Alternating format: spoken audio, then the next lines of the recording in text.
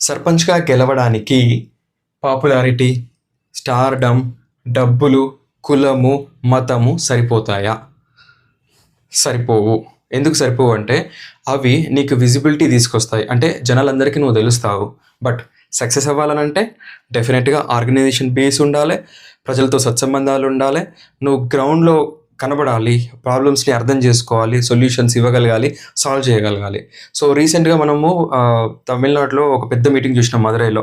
So, మన ఛానెల్‌లో కూడా ఒక వీడియో పెట్టున్నా. పొలిటికల్ ఎంట్రీ నీది ఎట్లుంటదని ఎగ్జాంపుల్‌గా.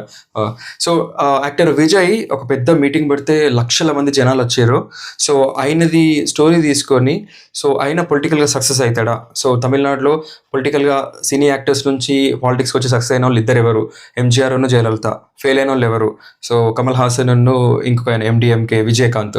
సో, వీళ్ళెందుకు సక్సెస్ అయ్యారు? వీళ్ళెందుకు ఫెయిల్ అయ్యారు? డీటెయిల్‌గా ఒక క్లాస్ చేసిన. అండ్ వీళ్ళ దగ్గర నుంచి మనం ఏం నేర్చుకోవాలి? ఎట్లా మనం సక్సెస్ కావాలంటే ఆర్గనైజేషన్ గానీ, పీపుల్ కనెక్ట్ గానీ, సత్సంబంధాలు మెయింటైన్ చేయడం గానీ, గ్రౌండ్ రియాలిటీలో మన ప్రెజెన్స్ ఉండడం గానీ, సో, డీటెయిల్‌గా ఒక క్లాస్ చేసిన. ప్రతి ఒక్క పాయింట్ మీకు చాలా యూజ్ అయితది. సో, డెఫినెట్‌గా మిమ్మల్ని మీరు ఒక లాంగ్ లాస్టింగ్ లీడర్‌లా ఎస్టాబ్లిష్ చేసుకోవడానికి ప్రతి పాయింట్ చాలా హెల్ప్ అయితది. శ్రీకాంత్ సార్ క్లాసెస్ యాప్‌ని ప్లే స్టోర్ నుంచి ఇప్పుడే డౌన్‌లోడ్ చేసుకోండి. సర్పంచ్ గెలుపు మంత్రం కోర్సు మీకోసమే. సో, ఇప్పుడే ఆ కోర్స్ పర్చేజ్ చేసి ఆ క్లాస్‌లన్నీ వినండి.